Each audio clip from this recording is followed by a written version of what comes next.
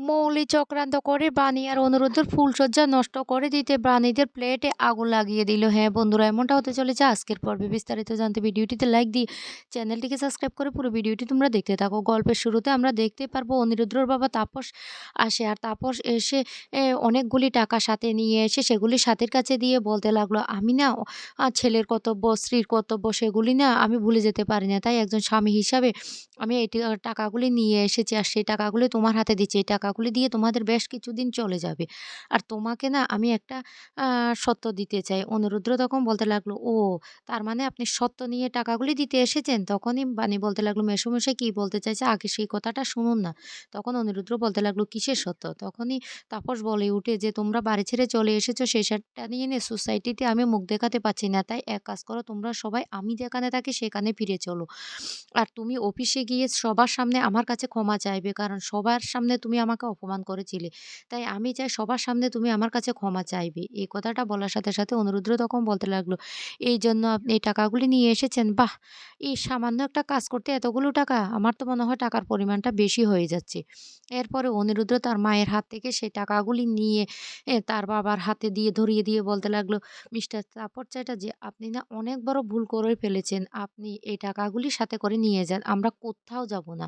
তখনই সেই কথা শুনে সাথী বলতে লাগলো, "আমি ভেবেছিলাম তাপস তুমি তুমি ঠিক শুধরে গিয়েছ। এত কিছুর পরও আমি সবকিছু ভুলে গিয়েছিলাম। আমি ভেবেছিলাম তুমি ভালো মানুষ হয়ে গেছো। কিন্তু তুমি যে এতটা জঘন্য সেটা আমি বুঝতে পারিনি। তবে তোমাকে আমি একটা কথা বলে রাখি, বানি আমার পুত্রবধূ, আমি ঘরের লক্ষ্মী। আমি আমার ঘরের লক্ষ্মীকে কোনো রকম অপমান করতে পারব না। তাই তুমি দয়া করে এখান থেকে চলে যাও। আমরা কোত্থাও যাব না। আমাদের টাকার কোনো প্রয়োজন নেই।" এ কথা বললে তাপস তখন বলতে লাগলো, "আমি এসেছিলাম তোমাদেরকে সাবধান করতে যে এই মেয়েটার কারণে তোমরা সবকিছু হারিয়ে ফেলেছো। আর ভবিষ্যতে তোমরা আরো শেষ হয়ে যাবে। কিন্তু তোমরা যেহেতু আমার কথাটা শুনতে পারলে না, তাই তোমাদেরকে না সাবধান না করাই ভালো ছিল।" তখনই অনিরুদ্ধ কাছে এসে বলতে লাগলো, "শুনুন, আপনার এত বড় সাহস কি করে হলো মিস্টার তাপস বাবু? আপনি কি করে পারলেন আমার স্ত্রীর নামে এতগুলো কথা বলতে? প্লিজ দয়া করে আপনি আপনার ফালতু কথাগুলো এখানে না বলে এখান থেকে বেরিয়ে যান। আর এক মুহূর্ত আপনি এখানে থাকবেন না।" বানি তখন অবাক হয়ে তাকিয়ে থাকে অনিরুদ্ধর দিকে। অনিরুদ্ধ তার বাবাকে মুখের উপর জবাব দিয়ে বলতে লাগলো, "এক্ষুনি, এক্ষুনি আপনি বেরিয়ে যান।" তখন তাপস বলতে লাগলো, "ঠিক আছে আমি বেরিয়ে যাচ্ছি। তবে তবে যে পরবর্তীতে কি হবে সেটার জন্য প্রস্তুত থাকবে তোমরা। তোমাদেরকে ভালো বলতে এসেছি তো তোমরা আমার ভালোটা বুঝতে পারলে না তাই আমি চলে যাচ্ছি।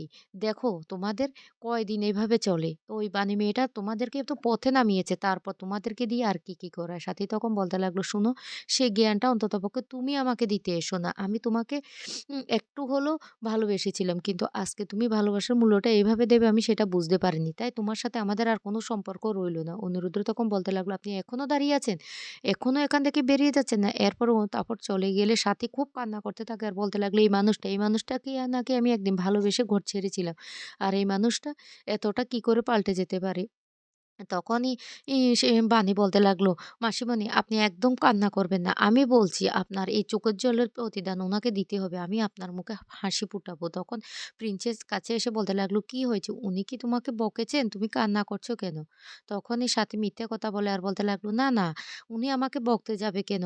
উনি আমাকে বকেননি। আমি কই? আমি তো কাঁদছি না।" এইদিকে খেতে বসে কিচ্ছুতেই ঈশানী খেতে পারছে না। ঈশানীর বারবার মনে পড়ছে সেই সাথী, বানি সবার কথা। তখন পিনাকি বলতে লাগলো, "কি হয়েছে ঈশানী তুমি খাবারটা খাচ্ছ না কেন? আমি তো অনেক জায়গায় খুঁজেছি, কোথাও তো খুঁজে পাইনি।" মৌলি তখন বলতে লাগলো, "ও মা তুমি খেয়ে নেও না। আর ভেবে কি লাভ হবে?" ঈশানী তখন বলতে লাগলো, "এতটুকু একটা ছোট বাচ্চা নিয়ে ওরা কোথায় গিয়েছে, কি করছে, খেয়েছে কিনা কিছুই তো বুঝতে পারছি না। না, আমি কিছুতে খাবারটা খেতে পারবো না। ওরা সত্যি কি খেয়েছে? অনেকবার ওদেরকে ফোন করেছি কিন্তু ওরা ফোনটা রিসিভ করছে না। কি করছে, কোথায় আছে কিছুই বুঝতে পারছি না।" এই বলে খাবারটা ফেলে যখন ঈশানী চলে যায় তখন ঈশানীর পিছু, পিছু চলে যায় সেই পিনাকিও। অন্যদিকে নয়নতারার বুদ্ধিতে মৌলি ফোন করে সে বিদ্যুৎ আর কুসুমের কাছে আর বলতে লাগলো, "ওদিকের খবরটা কি? সেটা আমাকে দাও।" তখন বিদ্যুৎ বলতে লাগলো, "আরে ম্যাডাম আমি তো আপনাকে খবরটা দিয়ে দিয়েছি যে ওরা একটা প্লেটে উঠেছে।" তখন বলতে লাগলো, "ওখানে কি হচ্ছে না হচ্ছে সমস্ত আপডেট আমাকে দাও। তাহলে কিন্তু তোমরা ওই মেয়েটার জন্য কাস্টাডি পাবে, না হলে পাবে না। আমি কিন্তু বলে দিচ্ছি।" এইদিকে রান্নাঘরে বানি রান্না করতে যায় স্টোভের মধ্যে কিন্তু প্রচণ্ড কষ্ট হয় বানির। তখনই অনিরুদ্ধ বলতে লাগলো, "আমার জন্য তোমাকে অনেক কষ্ট করতে হচ্ছে। তোমার কাছে কত টাকা আছে?" বানি। বানি তখন বলতে লাগলো, "এই নিন এই টাকাটা। আপনিই তো আমাকে বলেছেন এখানে টাকা রাখতে।" তখন অনিরুদ্ধর মনে পড়ে যায় কারণ বানিকে বলেছিল এখানে কিছু টাকা যদি প্রত্যেকদিন জমিয়ে রাখে তাহলে তার মায়ের স্কুলের ফিস দিতে কোনো অসুবিধা হবে না। এরপরে অনিরুদ্ধ টাকাগুলি দেখে বলতে লাগলো, "তুমি এই অল্প কয়দিনে এতগুলি টাকা জমিয়ে ফেলেছো?" বানি তখন বলতে লাগলো, "এগুলি নিয়ে এবার আপনি সংসারের খরচপাতি সবকিছু নিয়ে আসতে পারবেন।" এদিকে অনিরুদ্ধ মিস্টার চ্যাটার্জির সাথে কথা বলে তার সাথে মিটিং করার কথা ফাইনাল করে। তখন বানি খুব খুশি হয়ে যায় আর বলতে লাগলো, "ঠাকুর যেন উনার চাকরিটা ফিরে পায়।" আর অন্যদিকে দেখা যায় সমস্ত কথাগুলি শুনতে থাকে সাথে তখন বলতে লাগলো, "কি করব? কি করব?" এদিকে অনিরুদ্ধ বাণীকে বলতে লাগলো, সবটা তো হয়েছে তোমার জন্য বাণী।" এরপরে সাথেই সেই বাণীর মায়ের সাথে কথা বলে বলতে লাগলো, "বেয়ান একটা কাজ করলে কেমন হয়? ওরা তো কিছুতেই কাছাকাছি আসছে না। হ্যাঁ, সবকিছু ঠিক আছে। কি করলে ভালো হয়?" তখন সাথীর মাথায় আসে ফুলশয্যার বলতে লাগলো, "ফুলশয্যা? ফুলশয্যার প্ল্যানটা কেমন হয়?" অন্যদিকে দেখা যায় সেই বিদ্যুৎ আর কুসুম ছদ্মবেশে ওই প্লেটটার কাছে চলে আসে আর বলতে লাগলো, "এবার ওরা কোনটো নাম্বার প্লেটে আছে সেটা তো কিছুই জানি না।" এরপরে এক পর্যায়ে খুঁজতে ওরা সেই প্লেটের দরজার সামনে চলে আসে। এদিকে ওরা দুজন ফুলশয্যা নিয়ে আলোচনা করতে থাকে। অন্যদিকে ওরা সেই কথাটা শুনতে পেয়ে যায়। আর তখনই হঠাৎ করে সাথী দেখে ফেলে ওই কুসুমকে। কুসুম তখন অন বলতে লাগলো, "আমি না এখানে কাজের খুঁজতে এসেছি আর ফুল বিক্রি করি।" তখনই বলতে লাগলো, "আমাকে একটা কাজ দেবেন?" সাথী তখন বলতে লাগলো, "এক্ষুনি এখান থেকে বেরিয়ে যাও। কে বলেছে তোমাদেরকে হুটহাট করে ঘরে ঢুকে পড়তে? যদি কাজের লোকের দরকার হয় তাহলে আমরা আমরা তোমাদেরকে খবর দেব। যাও এখান থেকে।"